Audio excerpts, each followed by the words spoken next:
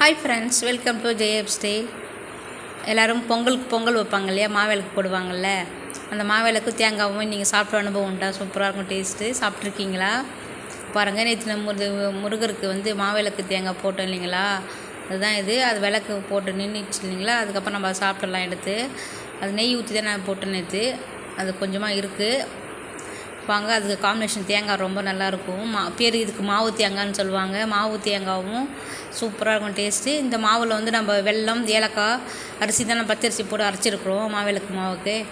அதுவும் தேங்காய் வச்சு சாப்பிட்டா காம்பினேஷன் சூப்பராக இருக்கும். சரி, வேஸ்ட்டாக தானே போகுது, அதை சாப்பிட்லாமே போர் அடிக்குன்னு சொல்லிட்டு தான் இப்போ நான் எடுத்து சாப்பிட போகிறேன். அதுதான் உங்ககிட்ட ஷேர் பண்ணுறேன். பிடிச்சா யாருக்கு இந்த அனுபவம் இருக்கா, நீங்கள் சாப்பிட்ருக்கீங்களா, எனக்கு ஷேர் பண்ணுங்கள். சூப்பராக டேஸ்ட்டு. மாவு தேங்காய் பேரே மாவு தேங்காய் தான் சொல்லுவாங்க இதுக்கு. சாப்பிடும்போது மாவிளக்கு மாவு தேங்காய் வச்சு சாப்பிட்டா அந்த காலத்தில் இப்படிலாம் சாப்பிடுவாங்களாம். தாத்தா பாட்டிங்களாம் நிறைய சொல்லுவாங்க. இதுவோ பெரிய ஒரு இதுவாக சொல்லுவாங்க, மாவு தேங்காய் கொடுக்கலன்னு ஊரில் இன்னமும் சொல்லுவாங்க. பொங்கல் வச்சுட்டு வந்தீங்க, ஒரு மாவு தேங்காய் கொடுக்கலன்னு அப்படின்னு எங்கள் ஊரில் இன்னமும் அதை மாதிரி கேலி பண்ணுவாங்க.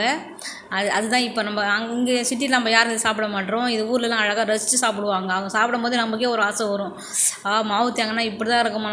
நான் சின்ன வயசில் சாப்பிடவே மாட்டேன். இப்போ அவங்கெல்லாம் சாப்பிட்றத பார்த்துட்டு நான் கற்றுக்க. அந்த டேஸ்ட்டு ஒரு தடவை நீங்கள் குடிச்சிட்டிங்கன்னா விட மாட்டீங்க. டேஸ்ட் அவ்வளோ நல்லாயிருக்கும். இப்போ பண்டிகை நாள் தானே, ஆடி மாதம். எல்லா வீட்லேயும் இதை மாதிரி செய்வீங்க இல்லைங்களா. பொங்கல் வைப்பீங்க, மாவிளக்கு போடுவீங்க சாமிக்கு, அம்மனுக்கு, எல்லா சாமிக்கும்.